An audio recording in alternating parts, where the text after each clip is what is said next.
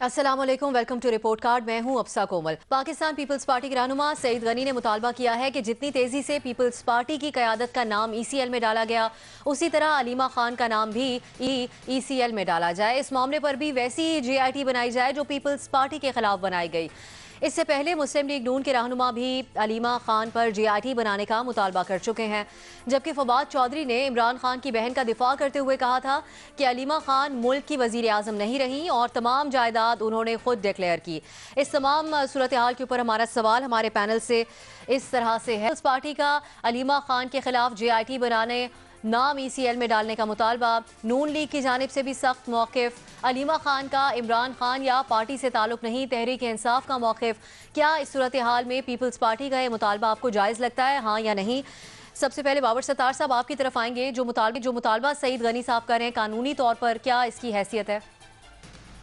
देखिए, ये जो मुतालबा है ये इसी चीज़ के ऊपर बेस्ड है कि इससे पहले ECL पे डालने की पावर्स PTI गवर्नमेंट ने अब्यूज़ की, या एक हिस्ट्री है ये ECL पे डालने की पावर्स अब्यूज़ होती चली आई हैं। तो इस केस में चूंकि बाकी केसेस में गलती की गई है, इस केस में भी गलती की जानी चाहिए, क्योंकि इस वक्त जो रिसीविंग एंड के ऊपर हैं वो इमरान खान की बहन है।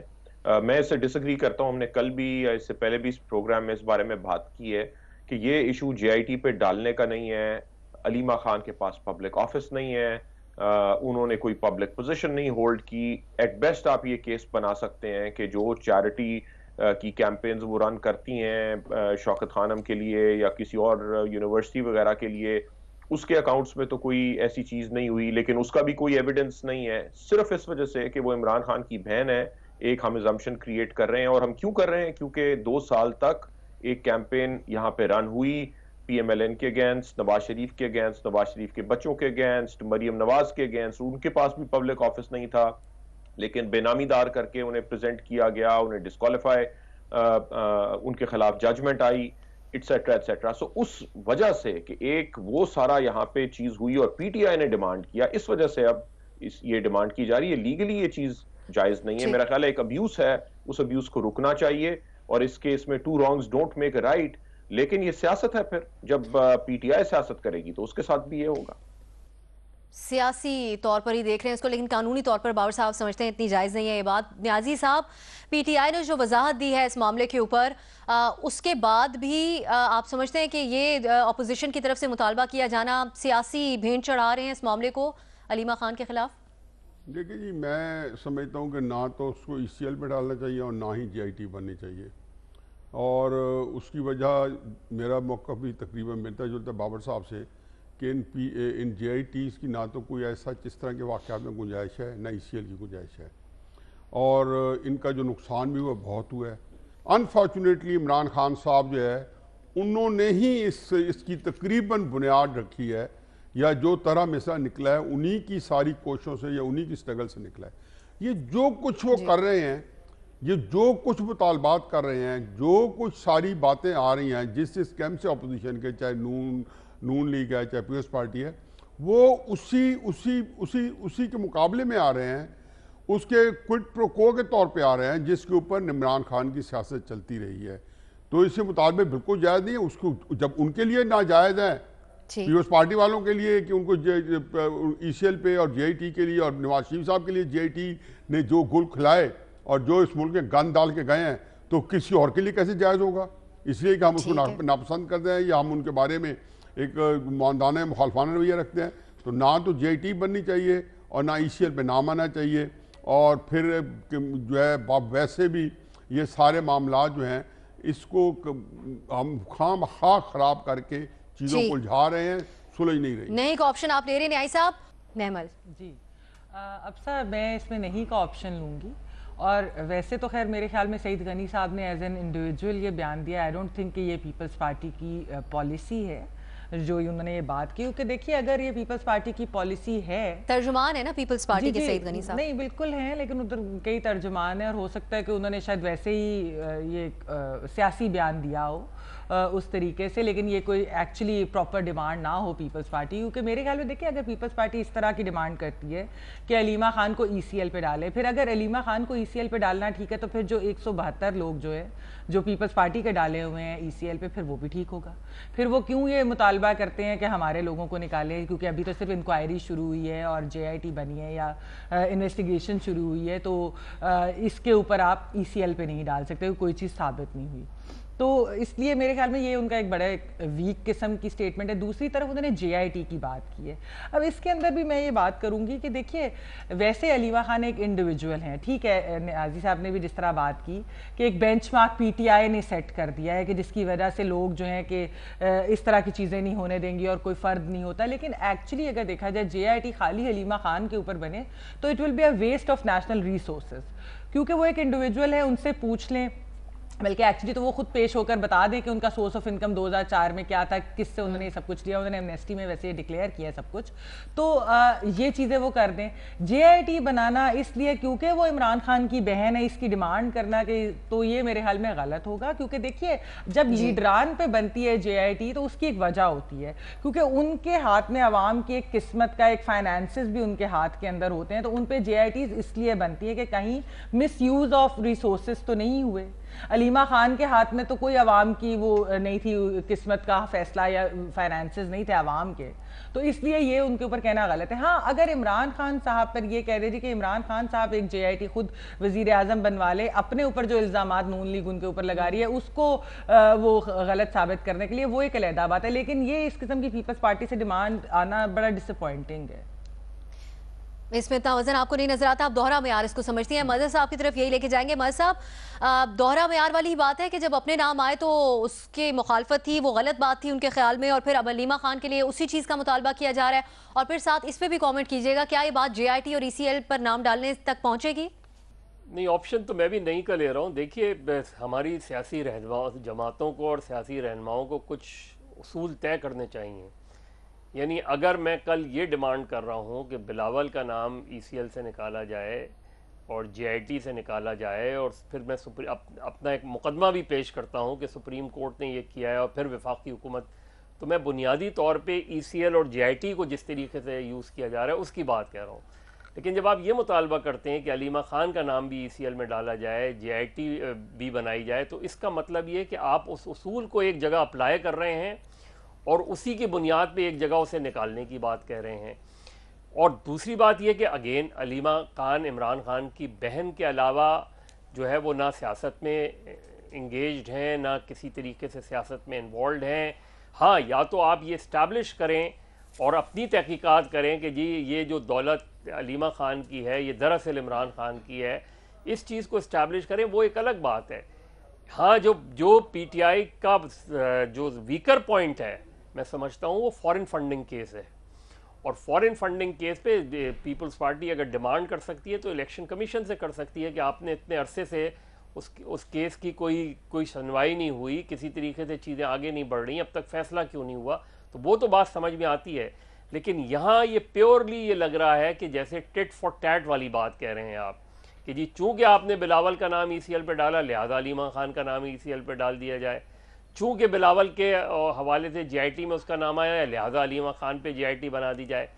लेकिन अगर PTI चाहेगी, अव्वल तो PTI को उस पर रिएक्शन नहीं देना चाहिए, रिएक्शन आना चाहिए तो इमरान खान का रिएक्शन आना चाहिए, क्योंकि अगर उनका ताल्लुक किसी सियासी जमात से नहीं है, वो कोई सियासी रहनुमा नहीं है, तो फिर तहरीक इंसाफ का रद्द-ए-अमल क्यों आ रहा है इसके ऊपर? तो वो मेरा ख्याल है इस चीज़ को, वरना मुतालबा है। ये कल भी बात हुई थी कि इस पे वजाहत खुद अलीमा खान या इमरान खान साहब की तरफ से आनी चाहिए। हमारे तमाम तजियाकारों ने इस पे नई का ऑप्शन लिया है। सलीम साफी साहब ने इस मामले पर गुफ्तगू नहीं की है। पाकिस्तान पीपल्स पार्टी के चेयरमैन बिलावल भुट्टो जरदारी ने हुकूमत को तनकीद का निशाना बनाते हुए कहा है कि वफाकी हुकूमत मैरिज की बात करती है, मेरिट पर वो हमारे एक मुराद अली शाह का भी मुकाबला नहीं कर सकते। उन्होंने कहा कि सिंध के अवाम से सौतेला सलूक किया जा रहा है, सिंध के लोगों को पीपल्स पार्टी से मोहब्बत की सजा दी जा रही है। अब वाज़ेह रहे कि पीपल्स पार्टी की क़यादत समेत अहम रहनुमाओं को इस वक्त करप्शन केसेस का सामना है, जिसे पीपल्स पार्टी इंतकाम की सियासत का नाम देती देती है। इसी सूरत हाल के ऊपर हम अपने पैनल से गुफ्तगू करेंगे और हमारा सवाल इस तरह। बिलावल भुट्टो जरदारी कहते हैं कि सिंध के अवाम से सौतेला सलूक किया जा रहा है। सिंध के लोगों को पीपल्स पार्टी से मोहब्बत की सजा दी जा रही है। क्या पीपल्स पार्टी का ये कहना कि उन पर करप्शन के केसेस सिंध की जमात होने की वजह से हैं, ये बात जायज है, हाँ या नहीं? मजहर अब्बास साहब, पहले आपकी तरफ आएंगे, कैसे देख रहे हैं इस बात को जो बिलावल भुट्टो जरदारी साहब कह रहे हैं?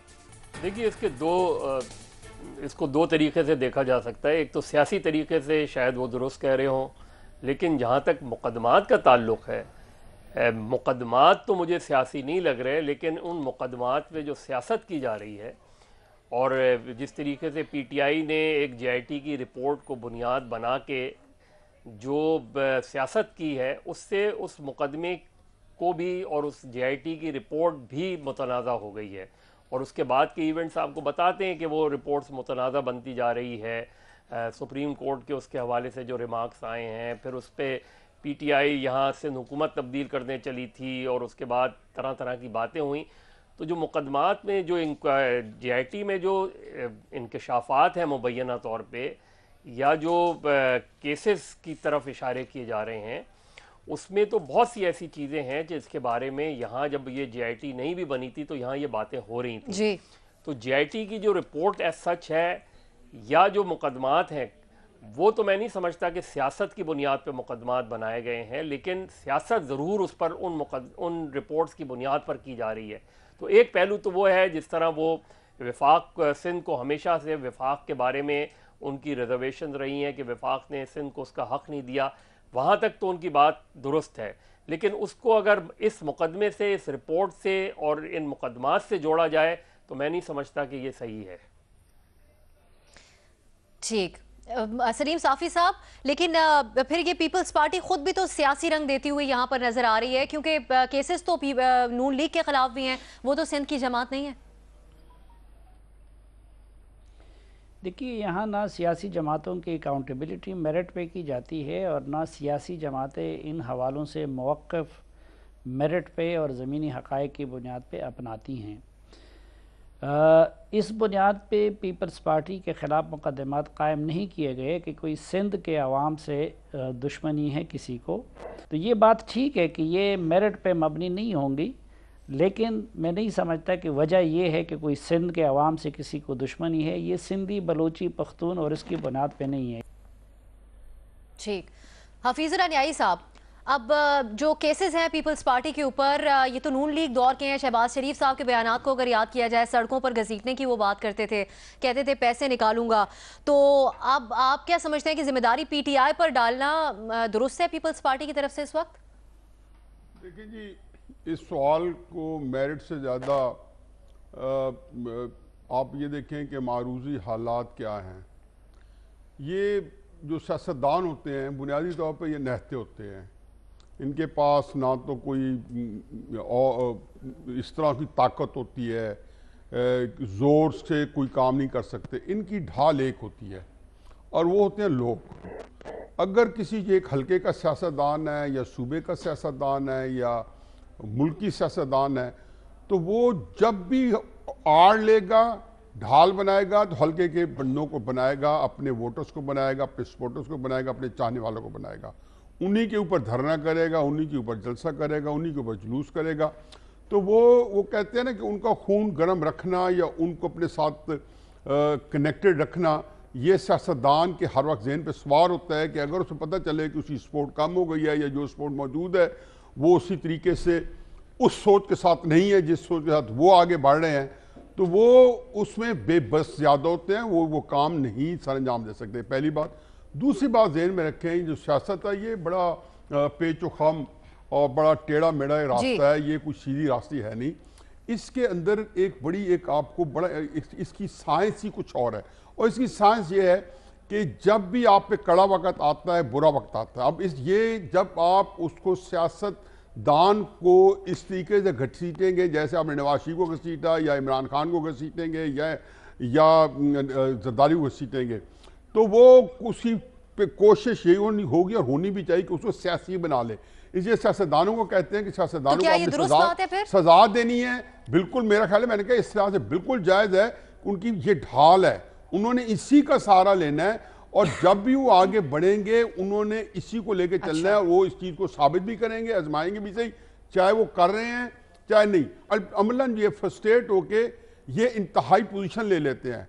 क्राइसिस एक बंदों का होता है, पूरी कौम उसके इन्वॉल्व होती है। ये इसलिए मैं कहता हूँ कि सियासत के अंदर ये जो हमने इस्तेमाल किए हुए पिछले 4 सालों से और 70 सालों से एक तरीक़ेकार, खुदा के वास्ते इस पर गौर करें, क्योंकि ये मुल्क को कौम को पारा पारा कर सकता है। पाकिस्तान की कौम आज तक कौम नहीं बन सकी, यहाँ पे पार्टियां रहती हैं और एक पार्टी समझते हैं कि मुल्क उसके लिए, दूसरी पार्टी ठीक है, जो आप समझते हैं कि जो बात करें ठीक है, बिल्कुल सही, मेरे हिसाब से सही कर रहे हैं। ठीक है बाबर साहब, इस मामले को ये एंगल देने से कोई फायदा होगा पीपल्स पार्टी को?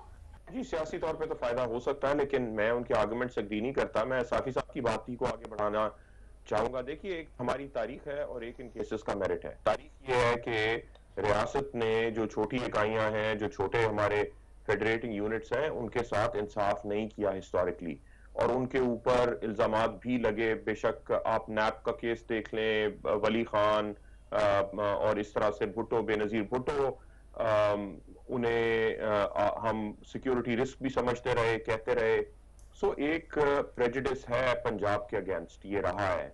लेकिन थोड़ी सी अब तारीख तब्दील हुई जब हमने देखा कि जो एक मेन स्ट्रीम पोलिटिकल पार्टी थी PMLN, उसने जब एक पोजीशन ली तो उसे भी उसी तरह से सिक्योरिटी रिस्क भी बताया गया, मोदी का यार, एटसेट्रा एटसेट्रा। सो वो सारा नैरेटिव जो है वो एक पंजाबी पॉलिटिकल पार्टी के खिलाफ भी इस्तेमाल हुआ। सो मेरा ख्याल है कि थोड़ी डायनामिक चेंज हो गई है। अब ये बात खाली माइनॉरिटी प्रोविंसेस की नहीं है, अब ये बात खाली पॉलिटिशियंस के ऊपर आ गई। अब मुकदमे की, मेरिट की भी यहाँ पे बात नहीं है। देखिए, इस वजह से सियासतदानों को जस्टिफाई करना बड़ा मुश्किल हो जाता है कि जब भी कोई बात इस तरह की सामने आती है तो वो मेरिट का जवाब देने के बजाय उसे एक सियासी रंग देते हैं और वो एक्सप्लेन नहीं करते, जिसकी वजह से डेमोक्रेसी और पॉलिटिकल पार्टीज भी मिलाइन होती हैं।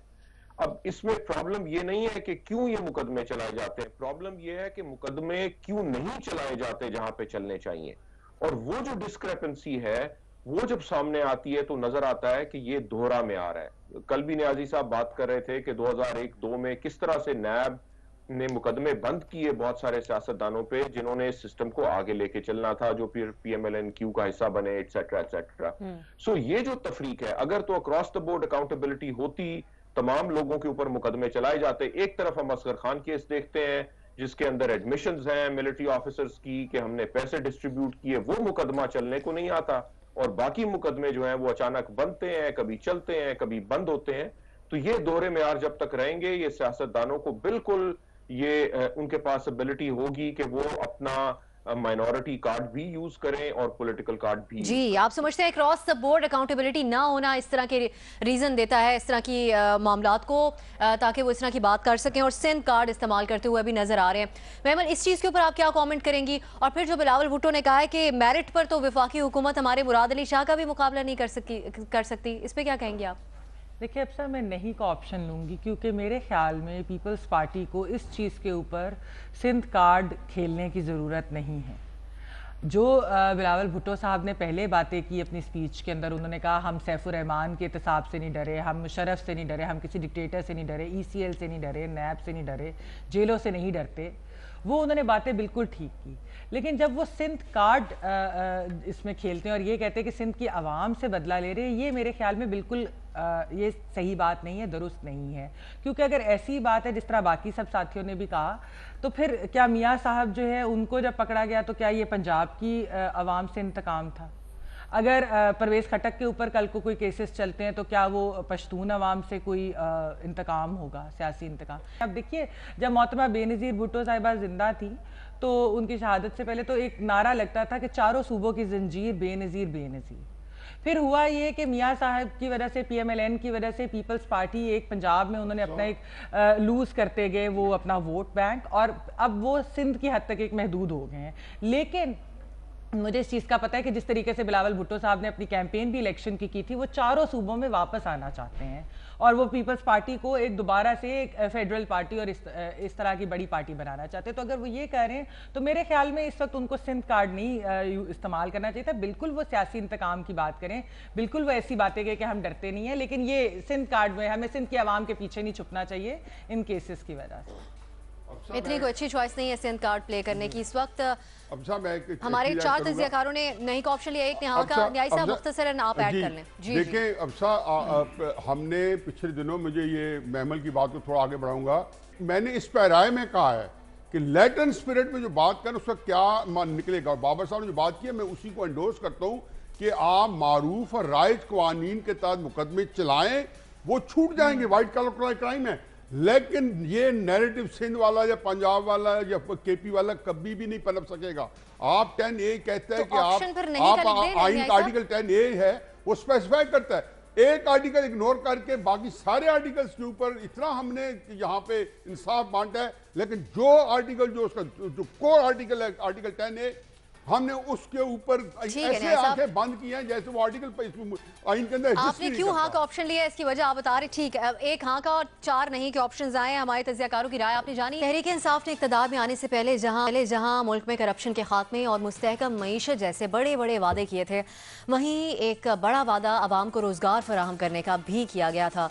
PTI ने अपने 100 रोज़ा प्लान में 5 सालों में 1 करोड़ नौजवानों को नौकरियां देने का इंतखाबी वादा किया, लेकिन उस पर अब तक हुकूमत की जानिब से कोई वाज़ेह पॉलिसी सामने नहीं आई है। हालिया लेबर फोर्स सर्वे रिपोर्ट के मुताबिक पाकिस्तान में बेरोजगार अफराद की तादाद में 1,70,000 का इजाफा हो गया है।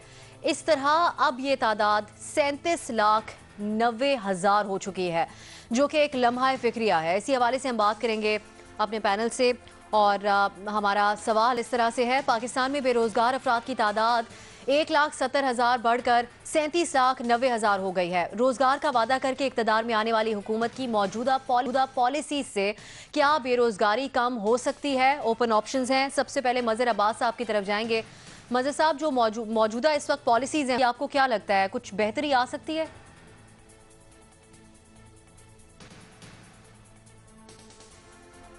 मुझे लग नहीं रहा। जिस अंदाज में बेरोज़गारी बढ़ रही है और जिस अंदाज में महंगाई बढ़ रही है, और वैसे भी आपके यहाँ जो है इंडस्ट्रियलाइजेशन नहीं हो रही, इंडस्ट्रीज़ नहीं लग रही, तो कहाँ से गवर्नमेंट के पास खुद जॉब्स हैं नहीं इसमें। और मेरा तो ख्याल है कि ये 37 लाख से ज़्यादा की फ़िगर है। देखिए, जहाँ मैं सिर्फ यहाँ की अगर आपको बात बताऊँ कि जो वो बच्चे जिनके बारे में एक मरतबा इमरान खान साहब ने भी कहा था, जो बंगालीज़ हैं, जो अफ़गानीज़ हैं, लाखों की तादाद में हैं कि जिनको शनाख्ती कार्ड नहीं मिलता। अब शनाख्ती कार्ड आपके पास नहीं है तो आपको नौकरी भी नहीं मिलेगी।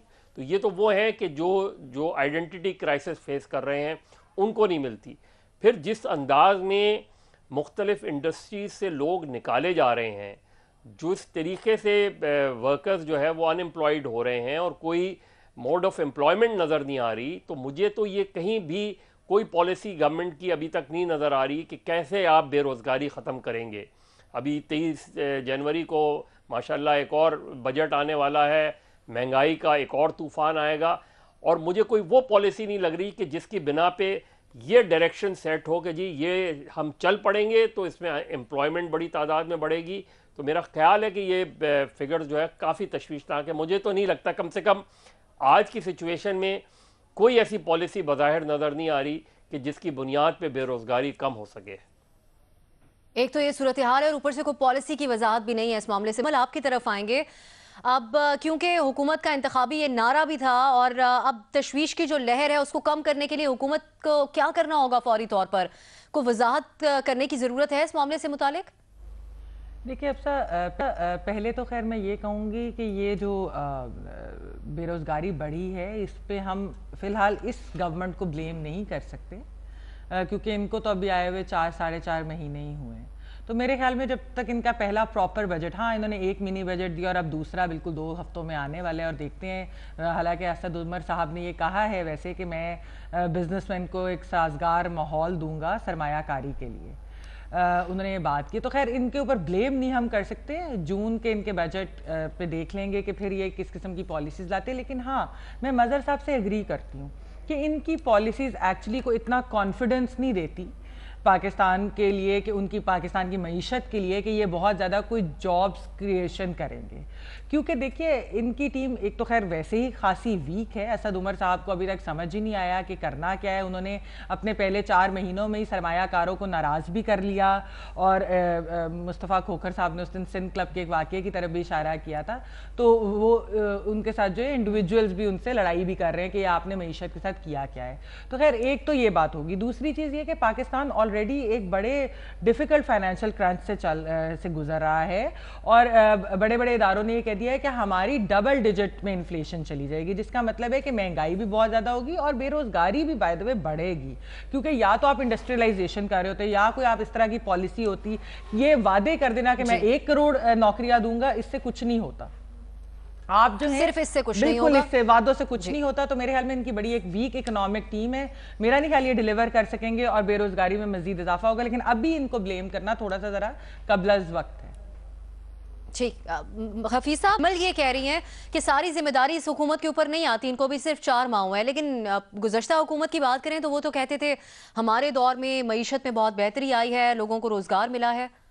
देखिए यहाँ नौकरी के लिए मैं सिर्फ एक बताऊँ, नौकरी आपके जॉब के हवाले से चूंकि बात की है, नौकरी के लिए लोग जाने हार रहे हैं नौकरी के रखने के लिए। मैं जिस इदारे से ताल्लुक़ रखता हूँ, मेरे दोस्तों के जिन इदारों से ताल्लुक़ है, वहाँ से नौकरियाँ आए दिन छांटियाँ हो रही हैं। इसलिए जो कुछ इस वक्त मौजूद है, देखें वो उसमें ये तो जो कर रहे हैं इनको खुद नहीं पता, लेकिन जो तसलसल चल रहा है, मैं तो ये डर रहा हूँ। शेख रशीद ने 4-5 दिन पहले शाहजेब खानजाद साहब ने भी दिखाया है, ये बादामी के साथ इंटरव्यू में बताया कि हालात बहुत बुरी तरह तबाही की तरफ जा रहे हैं। ये उनके अपने शेख रशीद साहब के अल्फाज हैं 4-5 दिन पहले, जो अंदर कैबिनेट में बैठे हैं। इसका मतलब है कि अंदर भी ये खबरें जब पहुंच गई, क्योंकि आखिरी खबर पहुंचती है तूफान की, किसी तबाही की आपके घर के अंदर, जब वहाँ पहुंच गई है तो इससे अंदाजा कितनी बुरी है। और ये तो नौकरियाँ इन्होंने कहा था कि 1 करोड़ देंगे, तो इसका मतलब है 1 करोड़ बेरोजगारी का इजाफा हो जाएगा, तो इन लोगों का टारगेट पूरा हो जाएगा। ये सारे लोग जो है ना हमें बेवकूफ़ बनाने के लिए, आंखों में धूल झोंकने के लिए, क्राइसिस कुछ और है इस मुल्क का, उसके ऊपर ना कोई बोलता है, क्योंकि जब तक चीज सामने आपके ना आ जाए। ठीक साहब, जो कहा जाता है कि मुल्क में सियासी बहरान रहा है, क्या ये जो आदादोशुमार तशवीशनाक सामने आ रहे हैं, क्या वही वजह है इसकी, या जिम्मेदारी डाली जा सकती है पीटीआई के ऊपर? आदादोशुमार तशवीशनाक भी है और मेरे ख्याल में ये गलत भी है, क्योंकि बेरोज़गार इस वक्त हम जितने अपने इर्द गिर्द देख रहे हैं, मसलन कल रात की बात है और हम कुछ दोस्त बैठे हुए थे, मुस्तफ़ा नवाज़ खोखर साहब भी इसके विटनेस है। एक बहुत बड़े कंट्रैक्टर हमें मिले, और कोई ऐसे कंट्रैक्टर भी नहीं है जो ज़ेर अताब हो, वो हुकूमती ग्रुप से ताल्लुक़ रखते हैं और ईवान बाला के रुकन भी हैं। वो अपने बिज़नेस की तबाही का रोना रोते हुए वो कह रहे थे कि इस हुकूमत के आने के बाद मेरे 17,000 एम्प्लॉइज़ थे, जिनमें से मैंने 13,000 को फ़ारिग कर दिया। और ये उनका दावा था कि हमारी तरह के जितने भी कारोबारी लोग हैं, इस तरह के बड़े बड़े कंट्रैक्टर्स हैं, उन सब का ये आलम है।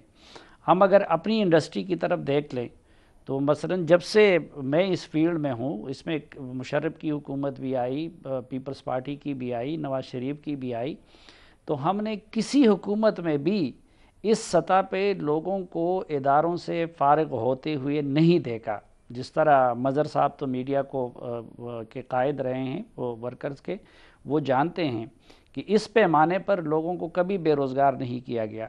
तो अगर यहाँ पे ये आलम है, अच्छा फिर हमें तो कोई चीज़ नज़र नहीं आती कि इस हुकूमत ने कोई जॉब के नए अपॉर्चुनिटीज़ क्रिएट किए हों, बल्कि जो सालों से चले आ रहे थे जो बिजनेसेस या जो शोबे, उसमें चांटी की। ना कोई सरकार ने नई नौकरियों की जगह तलाश की है, ना कोई निजी कारोबार में।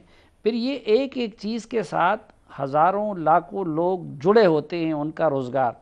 मसलन आप सिर्फ देखें, अब उस रोज़ परसों ही की बात है, मैंने जना सुपर के एक कपड़े के दुकानदार से पूछा कि आप लोगों की क्या हालत है, तो उन्होंने मुझे बताया कि हमारी सेल जो है वो 60 से 70% तक घट गई है।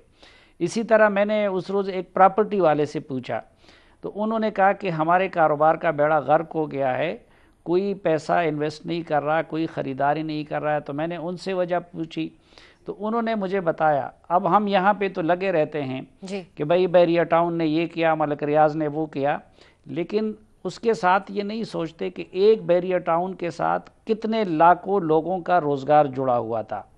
अब एक तो अगर वो प्रेशर में आते हैं, उनके अकाउंट्स फ्रीज़ होते हैं, उनकी मार्केट ख़राब होती है, तो उधर एक तरफ लोग बेरोज़गार हो जाते हैं, दूसरा उधर सरमायाकारी का सिलसिला बंद हो जाता है, और तीसरा उसके देखा देखी जब बैरिया टाउन जैसी इंडस्ट्री के बारे में नेगेटिव राय बनेगी तो उससे जुड़ी जो छोटी छोटी टाउनशिप है उन सब का तो कारोबार उसका बेड़ा गर्क हो गया। तो मेरे ख्याल में बेरोज़गारी की शरह में इजाफा इससे कई गुना ज़्यादा हुआ है और ये आदाद-ओ-शुमार इससे कई गुना ज़्यादा है। अच्छा, इनके सब इक़दामात, मसलन आप इस वक्त ये जो तजावुज़ात के ख़िलाफ़ मुहिम जारी है, मैक्सिमम, मैं ये नहीं कहता कि वो नहीं होने चाहिए, उसका कोई तरीका होना चाहिए, लोगों को मुतबादिल रोज़गार का सिलसिला पहले देना चाहिए। गरीब लोगों के रोज़गार का आपने एक दुकान या चाबड़ी मसमार कर दी, उससे न सिर्फ ये कि उसका चूल्हा ठंडा हो गया बल्कि हर जगह पे उसके कई लोग और भी मुंसलिक हैं। तो ये तो हर किसी को, इसके लिए किसी माहिर मईशत या समाजियात वालों की ज़रूरत नहीं, ये तो हम जैसे आम लोग भी देखते हैं कि बेरोज़गारी में ख़तरनाक हद तक इजाफा हो, खतरनाक हद तक इजाफा हुआ है। बाबर सत्तार साहब, जिस तरह गुफ्तगू कर रहे हैं, हर शोबे में सूरत हाल एक जैसी नजर आ रही है, जिम्मेदारी किस पर है आपके ख्याल में, और फिर क्या करना होगा पीटीआई को फौरी तौर पर?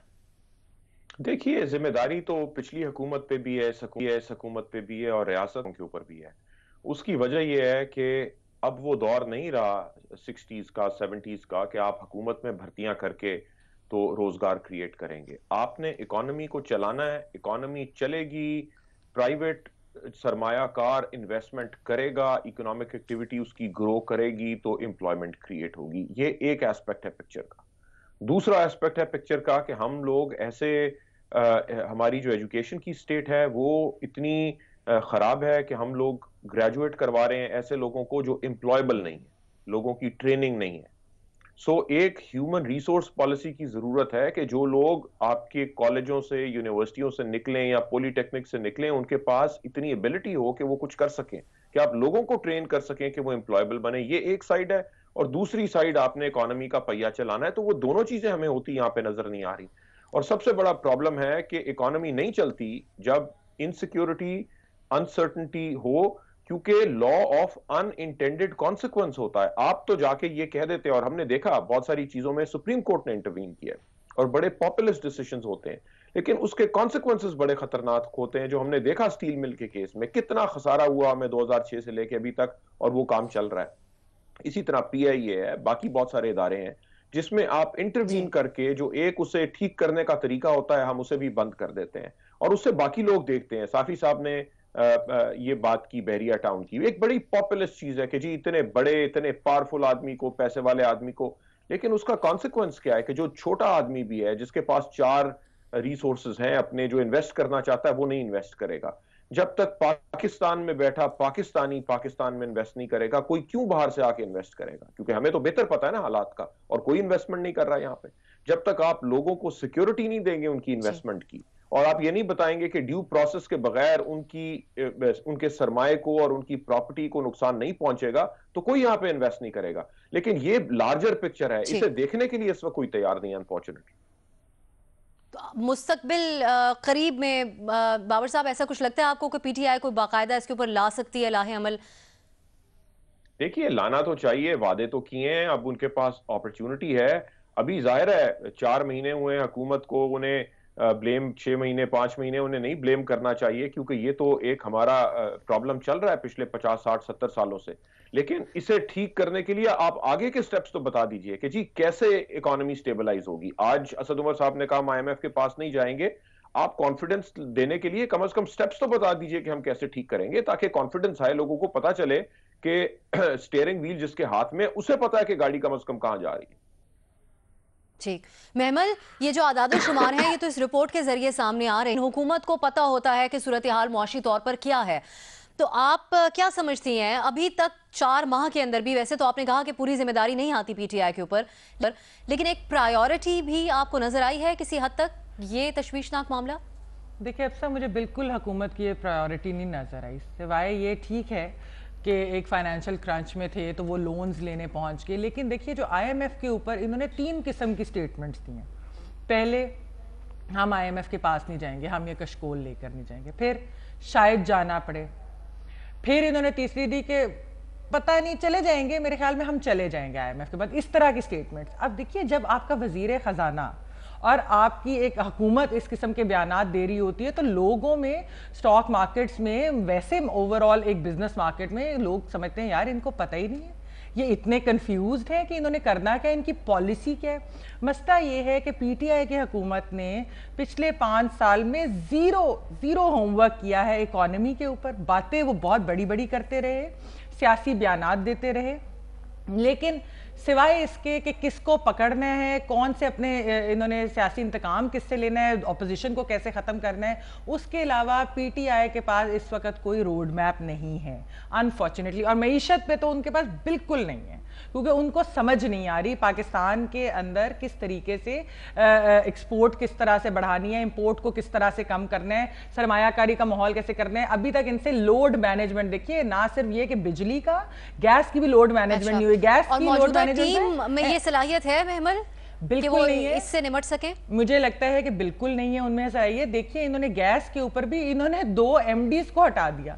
ये नहीं कि कोई उसकी जिम्मेदारी लेता है या मिनिस्ट्री में उस पर कोई बात होती है, कोई प्लान बनता है। इन लोगों के पास कोई प्लान नहीं है, सिर्फ ये प्लान है कि अच्छा इसको हटा दो, उसको हटा दो, ताकि एक सिंबॉलिक सी चीजें लगे, बड़ी इस तरह से बड़ी हमने बहुत बड़े स्टेप्स दिए, लेकिन असल में पॉलिसी नहीं है अनफॉर्चुनेटली। ठीक, इंतहाई तशवीशनाक यादात हैं जो सामने आए हैं और हमारे तमाम तज़ियाकार इस पर यकीनन बहुत ज़्यादा तशवीश का इजहार कर रहे हैं। आप सबका प्रोग्राम में शिरकत के लिए बहुत शुक्रिया। नाज़रीन, प्रोग्राम पर फीडबैक ज़रूर दीजिएगा। इजाज़त दीजिए, खुदा हाफिज़।